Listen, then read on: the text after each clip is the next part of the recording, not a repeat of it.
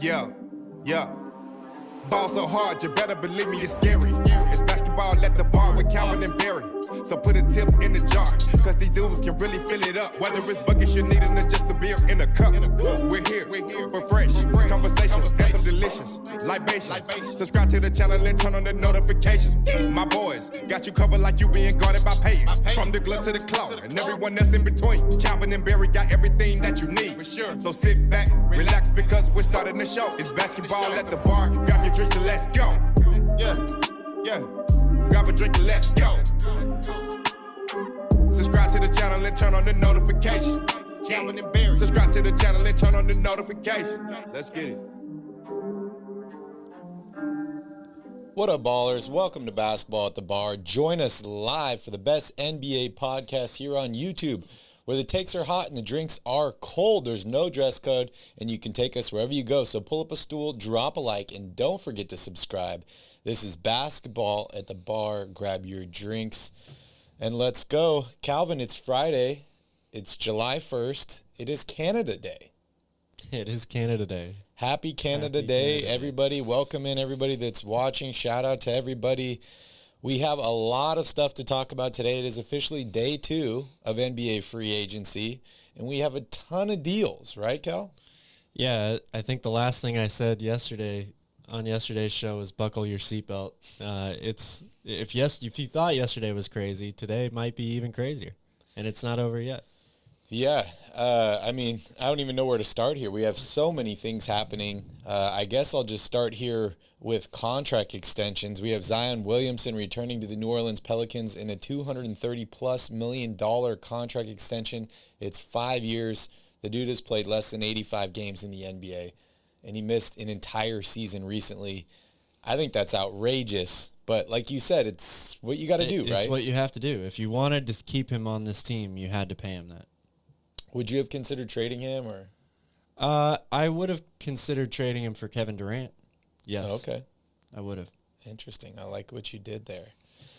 Ja Morant agrees to a rookie contract extension with the Grizzlies. Booker also agrees to a Supermax deal with the Suns. I'm not going to break down all these numbers because they're all very, very similar. Towns agrees to a contract extension with the Timberwolves. And then you got guys like Zach Lavine returning to the Chicago Bulls. 5-year, $215 million deal for him. Calvin, I see you got the Bulls hat on today. Let's hear your take. Zach Lavine is back in Chicago. Well, you got to be happy if you're the Bulls. I mean, all rumors aside, like it would have been one of the worst case scenarios for them to lose him for nothing in free agency. Obviously, even though they would have still had a lot of talent around them. This move keeps them relevant in the Eastern Conference, definitely. Okay. So good move by Chicago. They got their guy. He's back. It was a very quick vacation for him. He said he was going to go listen to everybody and figure out where I wanted to go. I think this was his first official opportunity of being a free agent, right, after Minnesota being traded to Chicago. So very cool to see Zach Lavine back with the Bulls. We have a couple trades to break down today. First off, I might as well go with my Sacramento Kings. Kevin Huerter is headed to Sacramento in a package surrounded by Justin Holiday, Mo Harkless, and a 2024 lottery-protected first-round pick. Calvin, we've been talking about the Kings all season long on Royal Rebounds and a little bit here on this channel. We've been talking about a guy from Atlanta potentially landing in Sacramento. That was John Collins. We thought Kevin Huerter might be kind of a throw-in or a salary match. Looks like they're not getting John Collins now, and they're just getting Kevin Huerter. What do you think about this deal?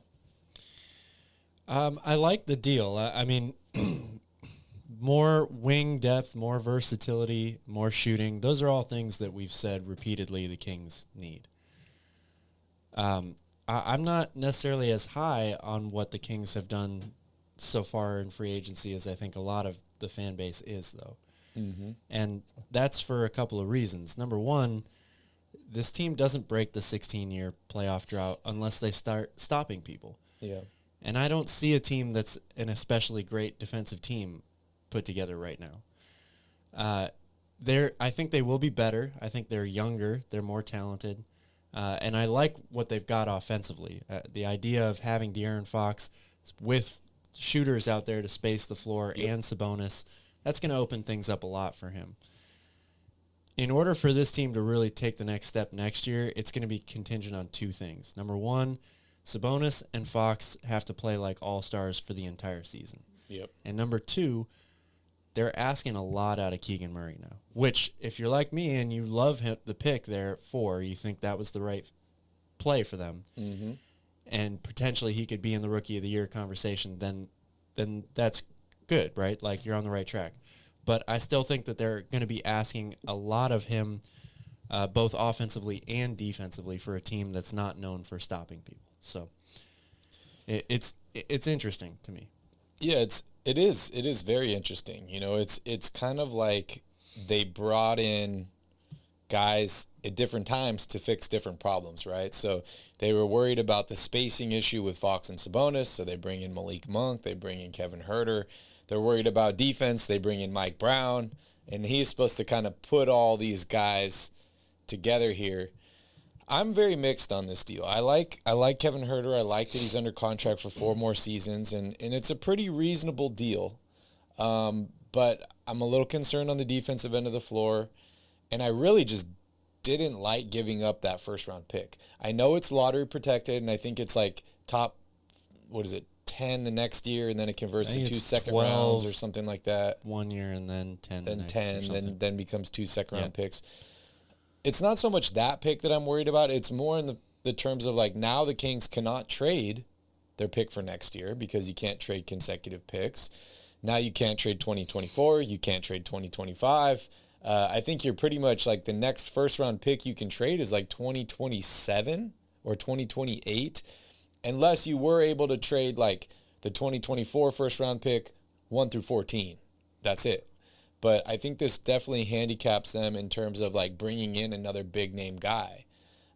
So I'm a little mixed. I think it's a little bit of a gamble on Kevin Huerter. But I also think if you look at this front office, you look at a guy like Wes Wilcox that came from Atlanta. Maybe he had something to do with bringing Kevin Huerter to Atlanta, drafting him. Maybe he's got some inside information on him. But ultimately, this makes me think that Harrison Barnes is staying. John Collins is not an option.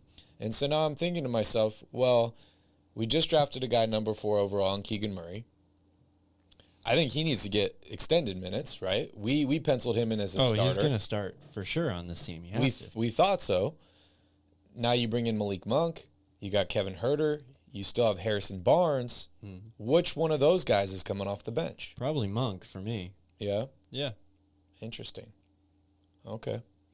I don't know if De'Aaron Fox will be happy about that. I don't know if Monk will be happy about that when he was just starting on the Lakers last season. Maybe. Yeah, I mean, they definitely still have that question to answer, but I think Huerter's bigger. He can. They both shoot the ball, according to last season, pretty close in terms of numbers. But for the contract that Huerter's on, I think it makes sense for him to be the starting 2 guard. What's up, Progressive G? Good to see you here in the chat.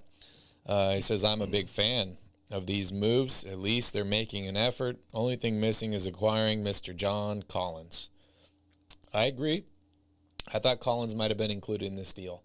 Yeah, but, I don't think that they're going to get him at this point now. Yeah, I don't think so either. So what does this mean for Harrison Barnes?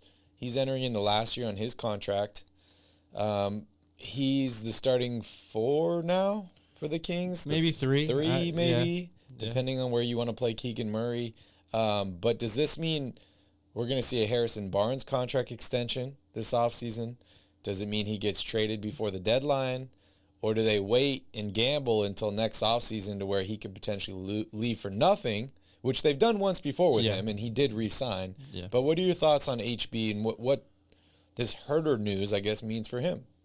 Well, right now it doesn't change many things for him, I think. I mean, he's still going to start on this team, whether he plays the 3 or the 4. And in terms of what it means for his future, I think you have to answer that question or revisit that question in December.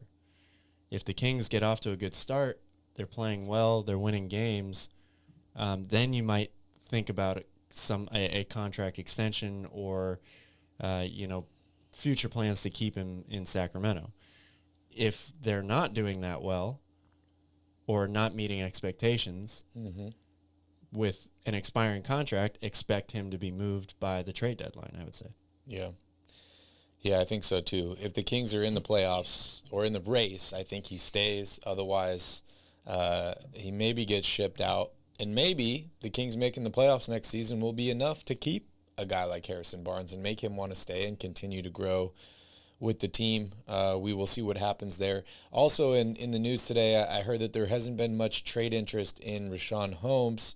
Mike Brown seems to be a fan of him, so I guess the Kings are leaning towards now keeping Richaun Holmes, which is something Monty has said he wanted all along. Yeah. Maybe we were diving in a little bit too deep, trying to read between the lines here. But ultimately for me, it looks like the Kings are pretty much done making moves here.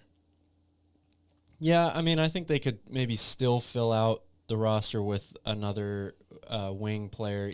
The small forward position, you've got Barnes and Murray, but if one of them has to start at the 4, then you're pretty thin at small forward. Like Terrence Davis can play the 3, but he's severely undersized. Lost Mo Harkless. So, I would still look for them to sign another small forward or a wing type player to fill out the rest of the depth there at that position. Maybe somebody like T.J. Warren, for example, take a risk on him, or just one of those wing players that's still out there. But that's probably the only thing left for this team. Yeah, I agree. Let us know in the chat what you guys think the Kings need to do to continue to improve this offseason. We would love to hear from you guys. In other news, Donte DiVincenzo has agreed to a 2-year, $9.3 million deal with the Golden State Warriors. This is an absolute surprise. This is less than his qualifying offer with the Kings would have been. Yeah. This is weird, right? Well, I mean, it's unfortunate for Donte that he doesn't, get a contract offer that he probably was hoping for this offseason. However, can you really feel that bad for him? He gets to go to the champs and play with the Warriors now. So, and he's basically the perfect replacement, I think, for losing Gary Payton to the Trailblazers. Yeah, it gives him 2 years of guaranteed money, could potentially win a ring, get some more experience, or another ring, get some experience, and is able to kind of rebuild his value here. Does this affect Warriors in terms of like re-signing Jordan Poole or anything like that? I don't know for sure. My guess would be not. It doesn't change that situation that much. I mean, they're not paying DiVincenzo a lot. The Kevon Looney deal probably affects that more than DiVincenzo.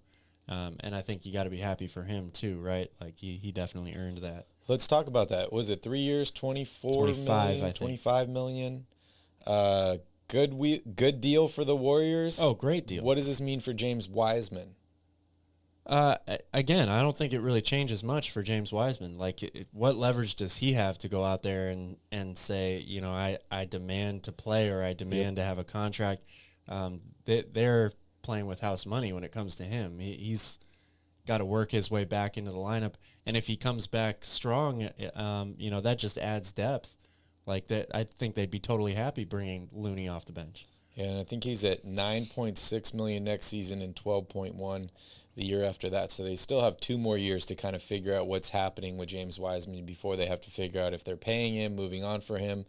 And he's only 21 years old, which is quite crazy. Yeah. I can't believe this Warriors team just continues to stack up young talent. Even in a guy like DiVincenzo, very, very young, could end up staying with the Warriors.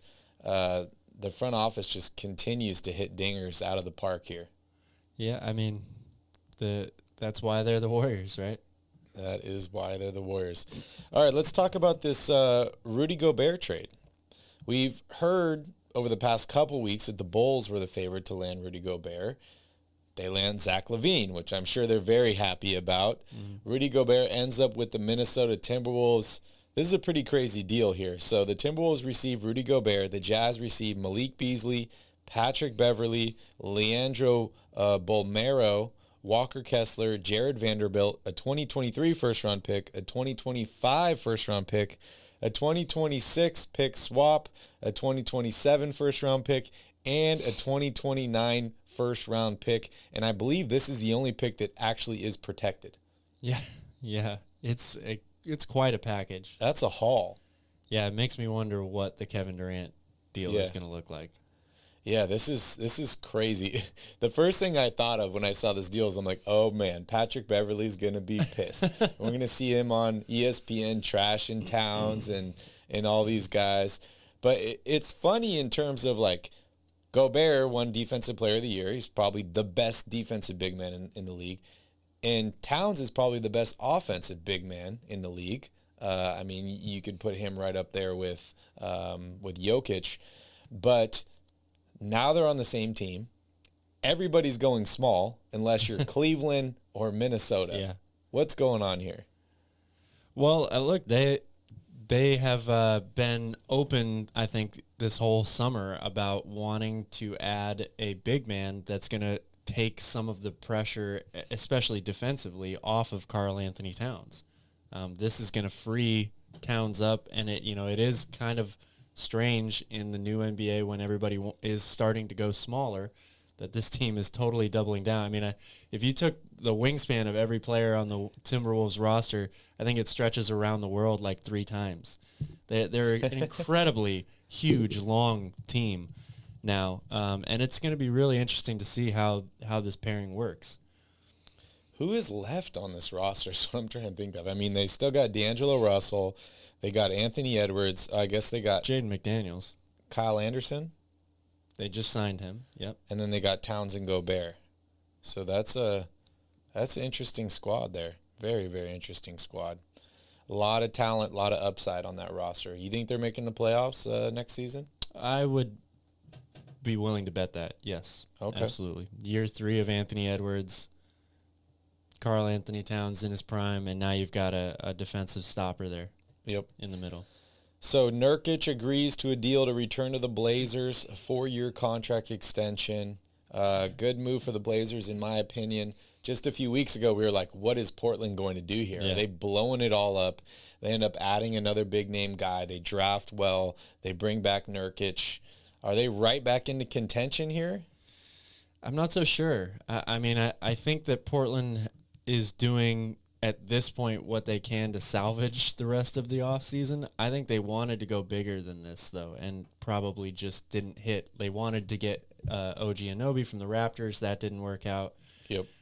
They definitely wanted to stockpile talent here, and they did it just in a different way, like, drafting Shaedon Sharpe, signing or trading for Jeremy Grant. Yep. And re-signing Anthony Simons. Those are good moves, but it's how quickly do you get back to being one of the better teams in the Western Conference with those moves? I don't know.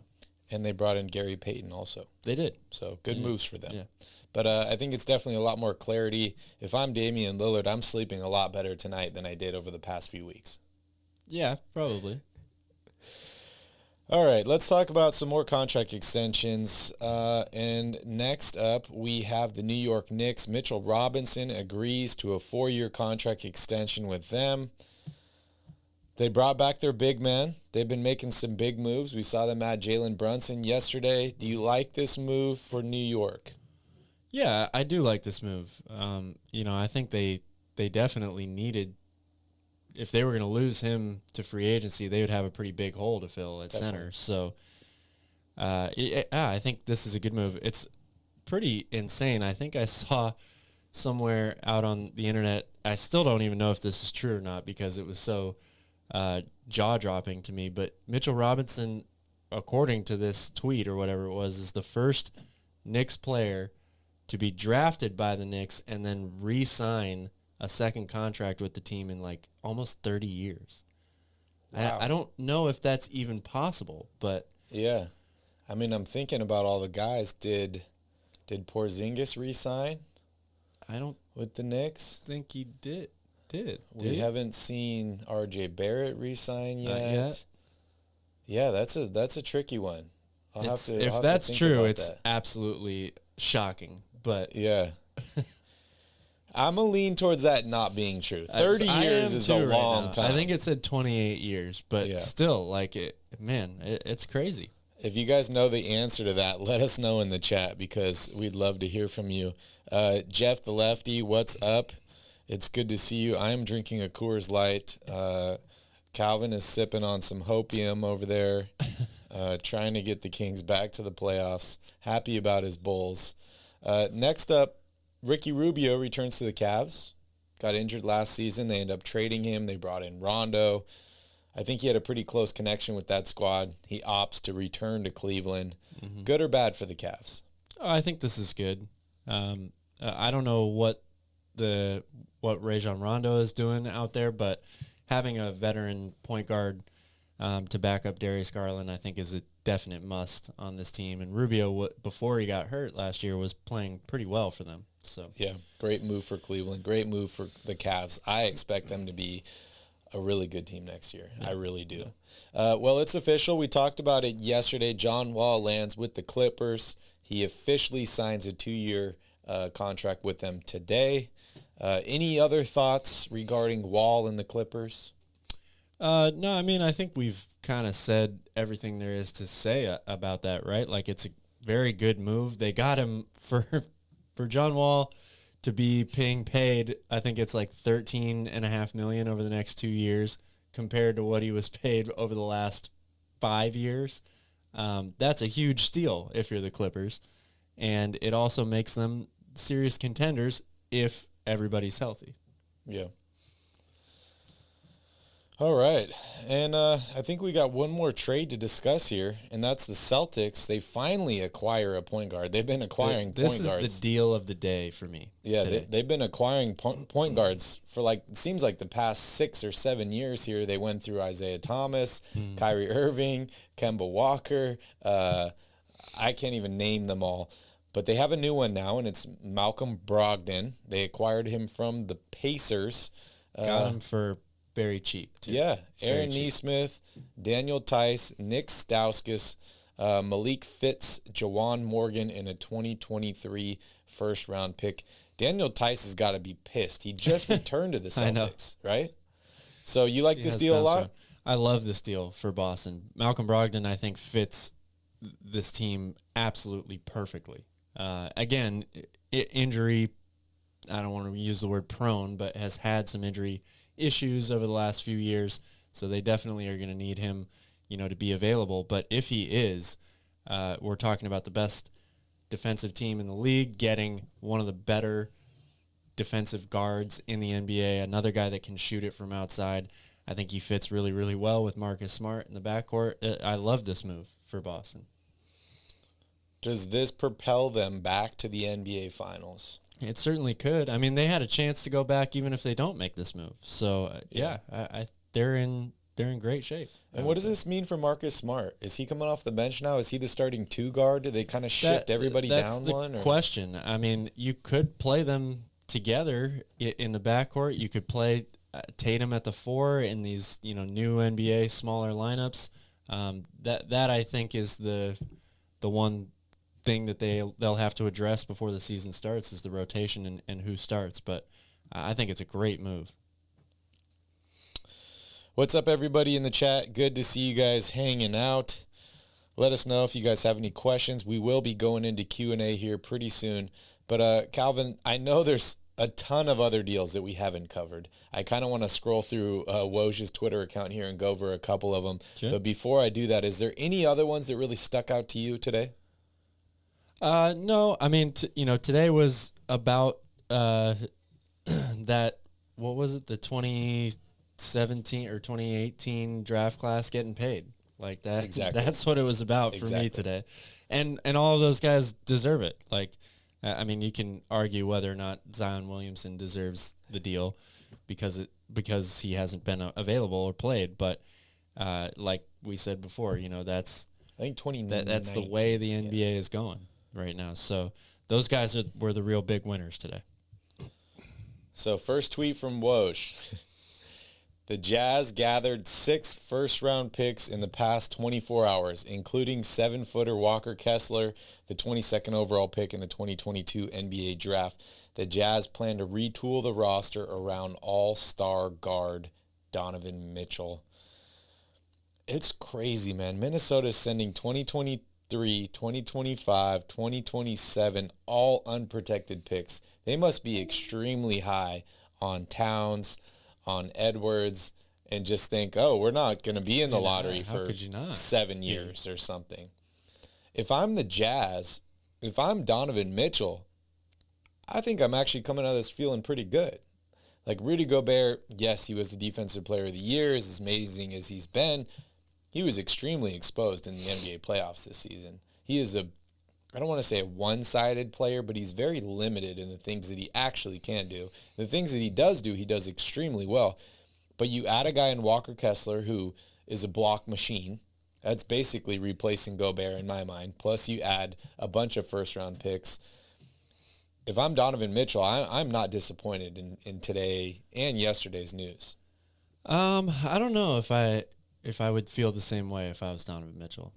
I mean, first of all, to think that Walker Kessler is automatically going to come in and replace a 3-time Defensive Player of the Year is, even though he had ridiculous numbers in college last season, that might be a stretch to think. Also, out of all these other players they got in this trade, the trade is really more about the draft picks than it is the players, which if I'm Donovan Mitchell, that tells me we're not planning to be good for a few years. So I don't know how I would feel if I was him. I'd be still we a have little worried. The capital to go after Kevin Durant. Perhaps. So it's funny that you mentioned that. Obviously, this time of year, it's all rumors and it's people come up with the craziest ideas that they can possibly come up with. But I did read something today that said Jimmy Butler has been in nonstop communication with Kevin Durant and Donovan Mitchell and is doing everything that he can. I realize he only has so much say and so much power to pull off moves, but it is apparently the goal of the 3 of them to team up in Miami now. Oh, wow. Where did you read this? On Twitter. Okay. My favorite news publication now. Yeah, very reliable resource. Yes. Sometimes gold, other times coal. Yes. Well, and like I said, everything is speculation right now at this point when it comes to this time of year in the NBA. Yeah. Even the times you hear, oh, this is the favorite situation to happen, or this is the most likely situation to happen.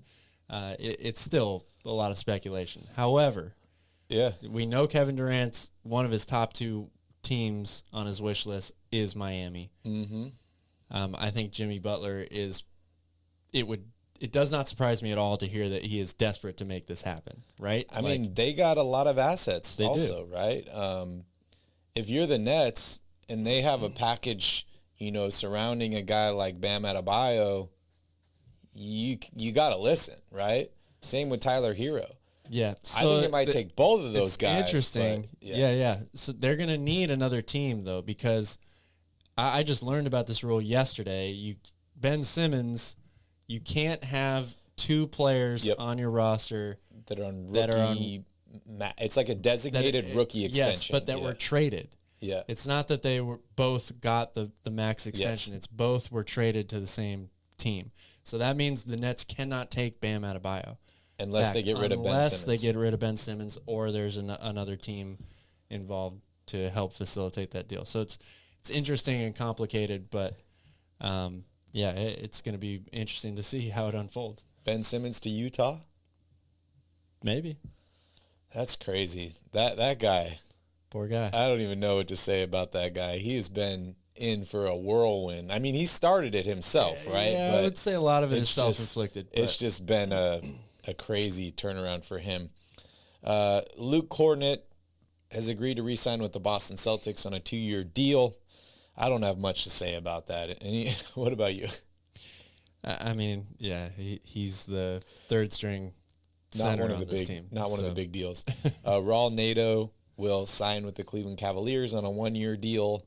A lot of small deals like that as well. I did want to note Kings fans and Warriors fans, Nemanja Bjelica is leaving the Golden State Warriors to play in Turkey next season. Shout out to him. I hope he does well. Big Bjelica fan. And I don't even want to say this here, but I hope he doesn't get involved in any international things like we saw what happened to Brittany Griner when she's playing overseas. That's the only thing I think of now is you're going to another country to play overseas. What is going to be the implications of COVID, of political things? It's crazy. Yeah. Turkey's not that far away. It's not. He is from Europe, though. I mean, it's a little different situation than Brittany Griner going to Russia every year. I think he probably feels more comfortable there than she does in Russia. Definitely. A little different. And actually, he was going to leave for Europe before Vlade convinced him to sign with the Sacramento Kings. So this is probably a move he's been looking to do for a while. He picked up a few extra $1 million in the NBA. He picked up a championship ring, and now he's heading back to Europe. So shout out to Bjelica. He is winning at life. Some more Bulls news. Derrick Jones Jr. has reached an agreement to return to the Chicago Bulls on a 2-year deal worth $6.6 million. I absolutely love this deal for the Bulls, and I really like Derrick Jones Jr. a lot. Yeah, I think this is a good move, and the bigger move for me is signing Andre Drummond, which happened yesterday. Yes. I think the Bulls maybe realized that they weren't going to, either they weren't willing to give up, the 40 million picks for Rudy Gobert like Minnesota did, or they realized that that deal just wasn't going to happen. So what's a good fallback plan? Go out and sign Andre Drummond. Yeah, great move. And that guy has fallen from grace so fast. I really root for Andre a lot. He's still a very good player, I would say. An underrated player. If you look at that dude's blocks and steals numbers per game over the course of his career, for somebody that you don't really think of as you just think of a big body that stands next to the basket, right? That's not how he plays at all. He's much more versatile than that. Do you know what they paid him? I don't know, actually. I know it's a 2-year deal, I'm pretty sure. But I mean, I look at Drummond and Gobert very similarly, but one of them's making $40+ million. Yeah. That's crazy. Have you seen Andre Drummond's shoulders? When he doesn't shave them. Yeah. They're crazy, dude. He's going to be trying out for the new Shrek movie. All right. In other news, Robin Lopez signs a deal to, move to Cleveland and join the Cavaliers. It's a 1-year deal. Cleveland is getting bigger, Calvin. What is going on over there? Well, everybody else is getting smaller, so that means there's all these big guys available for Minnesota and Cleveland to snatch up. Yeah.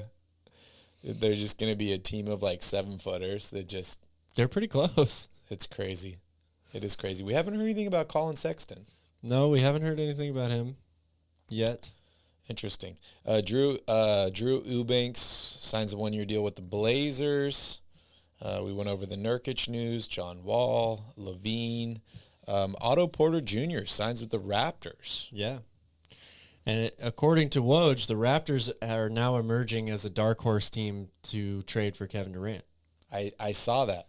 They were actually talking about it today on NBA TV, that they did the same thing before with Kawhi Leonard. Yeah. And Kawhi said, I don't want to go to Toronto. They traded for him anyways. They win their first title in franchise history. He leaves. I don't think they're mad about it. But they have a chance to get Kevin Durant, who's locked up for 4 more seasons. Yeah. That could be huge. Would they throw the Rookie of the Year in there? They might have to. Might have to. I don't know. What do you think a deal would look like? Well, that's the hardest thing for me. Exactly. It's really hard to kind of theorize what any of these deals would look like, especially when you're talking about trading for a player of Kevin Durant's magnitude, which I'm not really sure that there's ever been a situation like this in the NBA before. I mean, can you ever think of a time in NBA history when arguably one of the 5 to 7 best current players in the game and maybe even one of the top 10 players of all time, has asked for a trade? It's really hard. I mean, the closest I can think about is probably the Anthony Davis deal. Yeah. Right? Yes. Yeah, but again, like in It's terms nowhere of close. I'm just saying that's the closest. career, Yeah. you know, where you rank Anthony Davis in terms of career numbers, everybody, I think, appreciates his game and considers him one of the top players currently. But Durant is an all-time player as well as a current top player. It's a very, very unique situation. But I think you'd probably have to start with Pascal Siakam, and then, you know, maybe it's Scotty Barnes, maybe it's OG Anunoby, or another player, another, you know, talented star-level player or potential player, and then a shit ton of picks. Yeah, and the crazy thing is Kevin Durant's turning 34 in September. He's dealt with an Achilles injury, which is not a good one, and he's under contract for 4 more years at a ton of money. So it's like, yes, I'm willing to give up a lot to get this guy, but there's also a big risk in taking on a guy who's 34 years old. That's true. 2.5 seasons, 3 seasons away from an Achilles injury, and he's going to be 38 when I'm paying him $50 million a season. Yes, you're right. But I still think the way he played last year kind of put to rest a lot of the concerns you might have about recovering from the Achilles injury, right? Like, he had other injuries that sidelined him last year, but I think I would feel confident about trading for Kevin Durant at 34 years old right now. I'm reading an article right now from CBS Sports. It says, Kevin Durant only wants to play for the Heat if Jimmy Butler, Bam Adebayo, and Kyle Lowry remain there.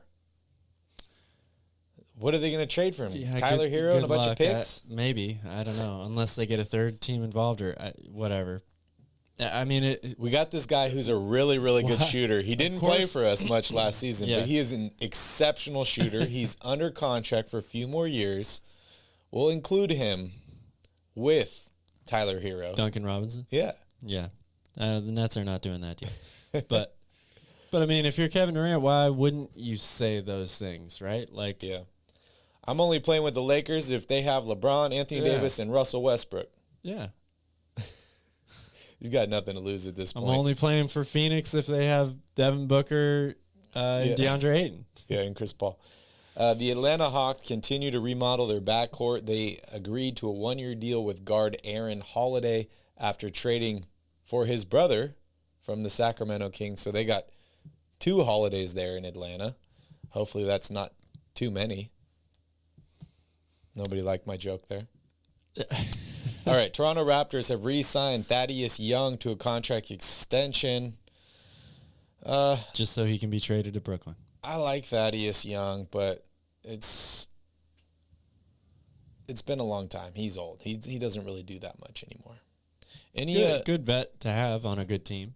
Any word on what's going on with Blake Griffin? We talked about yesterday he was interested in going to L.A. Yeah. No word yet. No word yet. Maybe he's waiting to see, if Kyrie Irving ends up in L.A.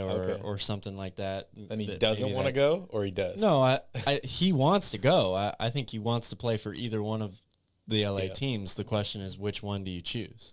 But if Kyrie goes to the Lakers, is he like, I'm going to the Clippers? Maybe he does. Okay. Maybe he does. Interesting. Bruce Brown has agreed to a 2-year, $13 million deal with the Denver Nuggets. This could be one of the biggest underrated free agent signings of the whole summer, I think. I agree. I love this move for Denver. I agree. We talked about 2 seasons ago it was Christian Wood. Last season it was Malik Monk. I absolutely love this deal for the Denver Nuggets.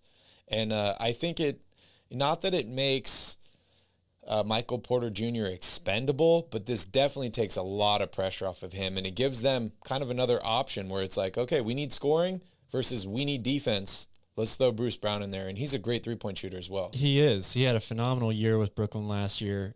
You basically lost Will Barton and gained KCP and Bruce Brown. Like, that's a big win to me. And the overlying effect of this is of course, getting Jamal Murray and Michael Porter Jr. back healthy now, this team's really deep. Yes. All of a sudden. Yeah, this team is definitely rocketing up the standings next season. And, I mean, the past 2 years, they were, a favorite to go to the finals in the West? Are they back to that now? It's hard to argue with that currently, before they've played any games next year. You have to like their chances. Yeah. Yeah, you definitely have to like their chances. Any other deals you want to talk about here before we open it up to Q&A?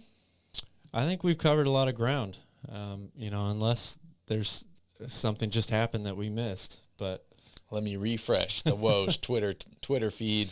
And, let's open it up to Q&A. So everybody that's watching, thank you guys so much for joining us. Please hit that like button. Please hit the subscribe button. And it is your time. It's Q&A. So if you guys have questions, go ahead and drop them here in the chat. Calvin and I have answers. We'd love to talk about anything that you guys want to talk about. So just let us know here in the chat. Man, I know you guys want to talk about the Kevin Huerter deal, so tell us what you think about it. Yeah, and I still can't believe the Warriors snatched up Dante DiVincenzo. If you talk about a team... Makes total sense to me. But if you talk about a team, if you were to pick any team in the NBA that's they win every single year, it's the Warriors. Because even when they're not winning championships, they're signing Kevin Durant. They're landing the number 2 overall pick in the draft. This team is winning at life. Yeah. Yeah, It's absolutely. Wild. It's wild. And I didn't even mention Boogie Cousins, and that didn't work out how they wanted it to, but still a huge win for them. But all of those guys you mentioned are big-name players, all-star level players. The Warriors are who they are because of these other deals. Finding the Juan Toscano Andersons and bringing them up in the G League, Jordan Poole in the G League. And he officially left today. Gary Payton, yeah. Yes, yesterday he signed with the Lakers. Yes. Which I also do like what the Lakers did yesterday. Getting guys like Lonnie Walker, Juan Toscano Anderson, Damian Jones. Those were all very solid moves, I think, that the Lakers made. But going back to the Warriors, that they're 2 steps ahead of everybody all the time. They can't afford to pay Gary Payton what he is going to get on the free agent market. So They could. They could if they really wanted to, yes. But do you spend that much extra money in luxury tax on Gary Payton, or do you spend it on Jordan Poole? Yep. That's the question you have to answer. And then they look like geniuses when they let Gary Payton walk and they sign a guy like DiVincenzo to less than what his qualifying offer was. And the Warriors are actually the only current team right now that is a repeater in the tax, offender. So they have the highest luxury tax, and everybody that they sign over is increasingly, I don't know what the multiplier is at this point, but every year that they're over, it multiplies and multiplies. So they're spending a ton of money. Yeah, it's going to get So it's not control. just $9 million to bring in Dante DiVincenzo. No, it's not. It's $9 million plus tax. Yes. And inflation and all that other stuff we're living with these days, which is a lot of fun. Real quick here, Calvin, I want to touch on, I guess, kind of the biggest rumor that we've been hearing about here, and that's the Lakers and KD and Kyrie. Is it possible that the Lakers could get both of those guys? Because to me, that sounds absolutely ridiculous. Not that it can't happen. Is it possible? Yes. Yep. I don't think that it's very likely. Okay. But is it possible? Yes, it is possible. Do you see the Nets moving KD and then saying, okay, we're going to move Kyrie? Or do they try and do it in one deal, even if it's to multiple teams? I think the goal, the only 2 goals that the Nets have right now are get rid of Kyrie Irving. Yeah. That's what they want. They don't want to trade Kevin Durant, but they're going to have to. Yeah. They want to trade Kyrie Irving. Get rid of him and deal Kevin Durant. They're going to be looking for the best possible package or packages in return. If they think that the best package is sending both of them to the same team, then I think that's what they'll do. But I find that hard to believe that one team can offer them a better package than multiple teams can for each individual. Yeah, and this team actually still doesn't have many draft picks, so they really need to do something to bring in some talent. They are not. It's not beneficial for them to tank and lose these next couple seasons because they don't have many draft picks. No, they do not. They did pick up a 2027 first-round pick from Philadelphia in the James Harden deal and the 2022 overall first-round pick that we saw just a week ago. But other than that, they gave up a ton of picks to Houston. So the Nets don't have much. I have to think that they are going to be looking for more than just draft picks if they do trade both of those guys. That seems to favor a team like the Lakers for me, right? Because they can give Westbrook, who has some value, and he's a huge expiring contract, and they have Anthony Davis, who probably has the most value of all. Yeah. I mean, the fact, like Woj has said repeatedly over the past couple of days, the fact that Kevin Durant is on has 4 years remaining on his deal opens up a lot of teams into this. It's not a situation like we've seen in the past with guys like LeBron and these other guys that are only have 2 years left or have player options or something like that. And so you don't want to throw the kitchen sink at Brooklyn because you're worried you might lose him in a couple of years for nothing. You have a lot of control, if you're able to get a player like Kevin Durant in return. So there's, I think, a wide range of teams that are going to be in this until the end. Yeah. If you're the Lakers, are you more inclined to do this deal because you're like, well, first off, it seems like they've made it pretty well known that they're trying to get younger, right? Like they brought in Damian Jones, stuff like that. They want to get younger. But if they do a trade like Westbrook and Davis for Durant and Irving, they get older. Not by much, but they do get older. But if you're the Lakers, you're like, okay, maybe the writing's already on the wall here. LeBron's like 38 in December. Anthony Davis is not the future of the franchise like we envision him. Russell Westbrook's probably going to leave at the end of next season. This is our only, I guess, way to salvage this situation. And we could end up with a championship, maybe 2, maybe 3 championships if we're able to keep this core together. Looking here at their draft picks, the Lakers' 2023 first-round pick is a pick swap with the Pelicans. And I think the Pelicans are going to be a pretty good team next year. Most likely. So they will probably swap that unless the Lakers are, top 3 team in the league. Then you have 2024. The Pelicans receive the Lakers' first-round pick. They have an option for 2024 or 2025. And then after that, it pretty much opens up where the Lakers have most of their first-round picks. So if you're the Lakers, you're like, okay, we got 2026, 2028, 2029, and you can throw in a bunch of pick swaps in there. Like, you don't have that much draft capital to include in a deal. But like I said, if you're the Nets, maybe you don't need draft capital at this point, right? You're looking for more players to build around, like an Anthony Davis. Yeah, I think it's just contingent on what each team's offer is. Like, I think any team that deals for Kevin Durant is going to have to give up a star-level player plus draft picks. There's no way around that. So the question is, do you like the Lakers' star-level players and picks more than other teams? Ivan's got a good idea here in the chat. Trade LeBron for Durant. Who's saying no?